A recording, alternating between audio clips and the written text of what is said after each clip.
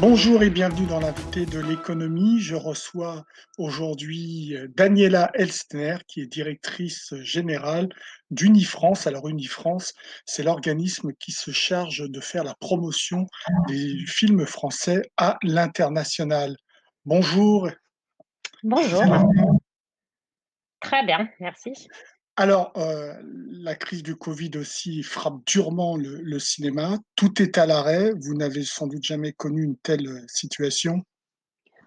Non, ça je pense que s'il y a une chose qu'on peut dire aujourd'hui, que c'est une situation inédite et inédite en France, mais partout dans le monde et comme nous, par définition, on est chargé de faire la promotion du cinéma français à l'étranger, bah, pour nous, on a donc cette situation française un peu partout dans le monde et il faut faire face.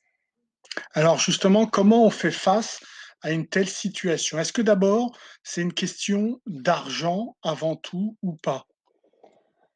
Ah non, je dirais pas ça, non, je pense qu'avant tout, c'est une question de, trouver et garder sa place, hein, de garder le contact, de rester en lien avec le monde et de suivre ce qui se passe et tout en informant, en fait, ce qui se passe chez nous. Donc pour moi, c'est vraiment, vraiment, aujourd'hui, c'est garder le lien, informer au maximum et tenir, le monde entier au courant de ce qui se passe chez nous, de ce qui se passe autour de notre cinéma et de ce qui potentiellement va se passer, en sortie de crise. Donc aujourd'hui, on devrait être en plein festival, de Cannes, festival, international du cinéma. Comment vous prenez, la situation avec un festival qui va être reporté quasiment fin juin et puis dans une forme complètement différente? Alors le festival, en tant que festival, ne se reporte pas. Il y aura a priori une sélection annoncée qui ensuite sera en partenariat avec d'autres festivals, montrée à partir de la rentrée et cetera. Ce qui aura lieu fin juin, c'est un ce qu'on appelle nous un marché virtuel. C'est là où en fait, parce qu'il y a Cannes où on voit les films, où on regarde ce qui enfin on a les nouveautés qui sont montrées, mais tout en même temps, il y a tout un marché. Il y a là où se fait le business, le commerce autour des films, c'est là où se fait la vente justement à l'étranger de nos films français, par exemple. Donc ce marché-là aura lieu virtuellement fin juin et nous sommes en train de voir comment on peut accompagner au mieux nos exportateurs, nos producteurs dans cette nouvelle démarche qui est là aussi inédite pour tout le monde. Vous avez besoin de ce label, Cannes pour, vendre les films à l'étranger et en particulier les films français? On a besoin d'un label festival et Cannes joue un rôle tout particulier parce que, premièrement, c'est un festival qui est en France, donc pour nos films français, traditionnellement, une très importante rampe de départ pour, être lancés dans le monde. On a, qu'à voir l'année dernière, on a eu des films, comme Les Misérables de Latchili, le film de Céline Sciamma, le film de Mati Diop. Donc, il y a beaucoup de films qui sont lancés, lors de ce festival. Il y en a d'autres, hein, il y a Berlin, Venise, Locarno et cetera. Mais Cannes, pour nous, Français, oui, c'est vraiment on a vraiment besoin de ce festival, pour notre marché, annuel. Est-ce qu'on peut imaginer, est-ce qu'on peut évaluer une perte en termes de chiffre d'affaires en ce qui concerne, l'exportation du cinéma français due à cette crise, du Covid? On doit s'imaginer tout, en même temps, on peut s'imaginer aussi, je pense que forcément, 2020, mais ça n'est pas particulièrement autour du cinéma français. Je pense que ça, c'est pour tout le cinéma. On aura une crise, mais c'est pour toute l'économie mondiale. De toute façon, on traverse une crise, donc elle va se répercuter aussi sur le cinéma français. Néanmoins, ça peut aussi, en fait, être un transfert, c'est-à-dire ce qui se fait pas aujourd'hui se fera, on l'espère, demain, après-demain. Il y a des films qui vont attendre l'année prochaine aussi, donc ceux qui peuvent se le permettre vont attendre, en espérant qu'en 2021 la situation sera meilleure. Donc ça, c'est plutôt moi je dirais plutôt que ça va se déplacer. Et nous, on fait tout pour que justement cette force du cinéma français qui est quand même, en langue étrangère la deuxième cinématographie du monde, elle garde cette place, hein. Donc c'est pour nous, c'est vraiment pour Unifrance, c'est là où, en fait, le cœur de notre travail, se trouve, hein, aujourd'hui.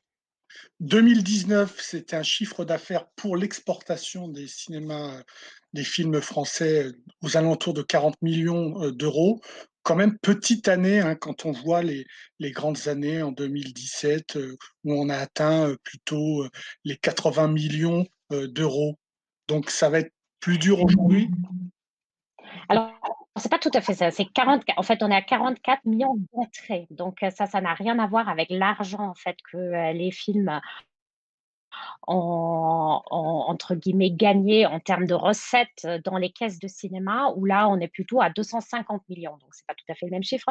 Néanmoins, même ces 44 millions, en effet, on a eu des années où le cinéma français a fait, 80 millions d'entrées, hein, donc ça veut dire aussi doubler forcément ce fameux box-office, donc ce que les cinémas, ont dans leur caisse. Néanmoins, ce qu'il faut vraiment garder en tête, c'est-à-dire que quand on a eu des très bonnes années, c'est souvent dû à un voire 2 films qui ont vraiment fait beaucoup d'entrées. Or, notre socle de ces fameux 40, alors ça joue toujours un peu autour de 40 millions, un peu, donc là, cette année, un peu plus même. Ce socle, il est composé de beaucoup de films très différents, très variés. C'est des films d'animation, ça peut être des films, plutôt des comédies, ça peut être des drames. Donc en fait, la richesse du cinéma français, elle s'exporte bien et elle fait un socle d'entrée qui est très important par rapport à d'autres, cinématographies du monde. Donc c'est plutôt ça peut paraître effectivement dans l'ensemble moins qu'avant, mais en même temps, on n'est jamais, ça peut aussi redevenir tout d'un coup avec un ou 2 films qui tirent, mais pour moi, c'est vraiment important de garder en tête qu'on est stable en entrée, on fait beaucoup d'entrées et on fait toujours beaucoup d'entrées, alors qu'aujourd'hui, certaines plateformes prennent des films et qui, par définition, c'est-à-dire que quand, une plateforme comme Netflix, Amazon ou autre achète un film, il n'est plus montré en salle, donc les entrées «nous échappent» entre guillemets. Donc il est vu différemment, mais ça, on quantifie plus difficilement. Donc je pense que c'est plutôt à saluer, en fait. Ce cinéma français séduit encore et encore en salle et il séduit aussi les plateformes. Donc on est plutôt, bien placé. Mais alors, il séduit quand, vous avez raison, il y a un film qui le tire. Alors ça en tête de box-office, ça a été, le Anna de Besson, mais qui a fait quoi? 10 000 000 d'entrées. C'est pas suffisant, pour tirer l'ensemble du de la cinématographie, française à l'étranger. Oui et non, c'est-à-dire oui, mais on peut aussi citer tout de suite à côté, qu'est-ce qu'on a encore fait au bon Dieu? On a eu Astérix, on a eu Minuscule, on a eu enfin là, je cite vraiment les films de 2019, hein, Le Grand Bain, Double Vie, enfin on a beaucoup d'auteurs, hein, qui font entre 1 million et 4 millions d'entrées.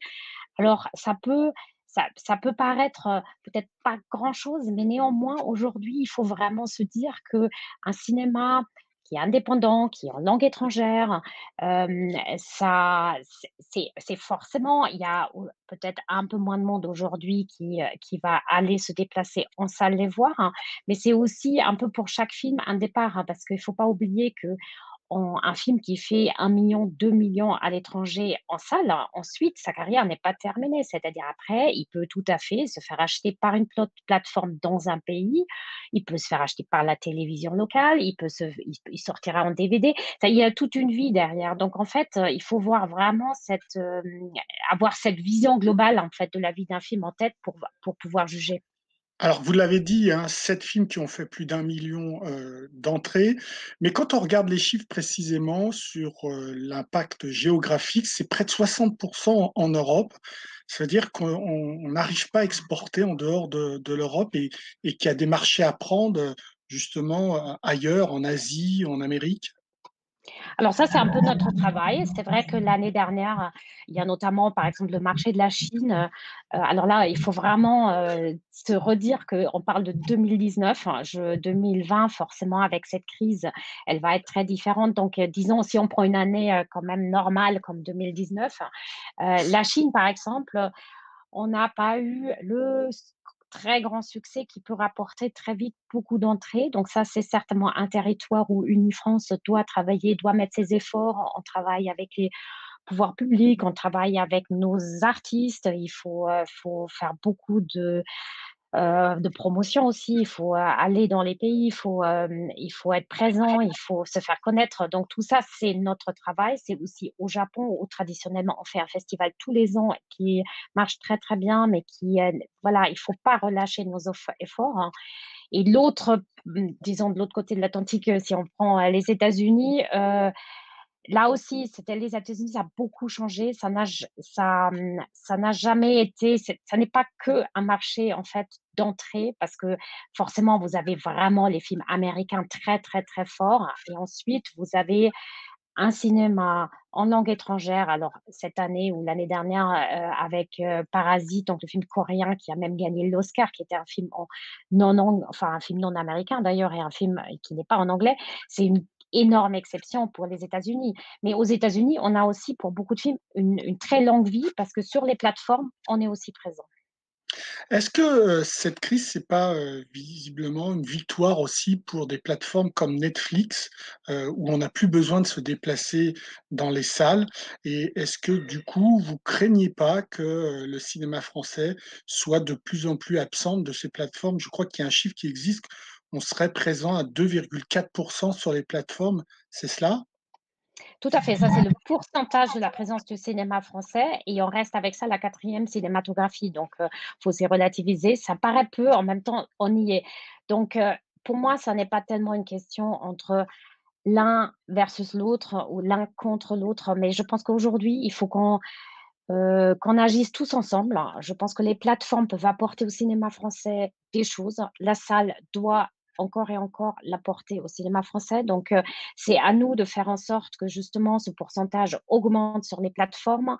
Mais c'est aussi, c'est-à-dire que c'est tout le travail que je disais tout à l'heure de promotion, de faire rêver, de dire que là, on a une création française extrêmement forte, extrêmement variée, extrêmement diverse. Donc, c'est ça qu'il faut qu'on continue encore et encore à raconter au monde et c'est là où Unifrance, en fait, pour moi, c'est ce le vrai objectif d'Unifrance, il est là et donc c'est vraiment exister sur les plateformes et dans les salles et c'est pas soit l'un ou l'autre. Merci beaucoup, Daniela Elsner. L'invité de l'économie, eh bien, c'est terminé. Évidemment, vous pouvez retrouver cette émission sur france24.com. Au revoir et portez-vous bien.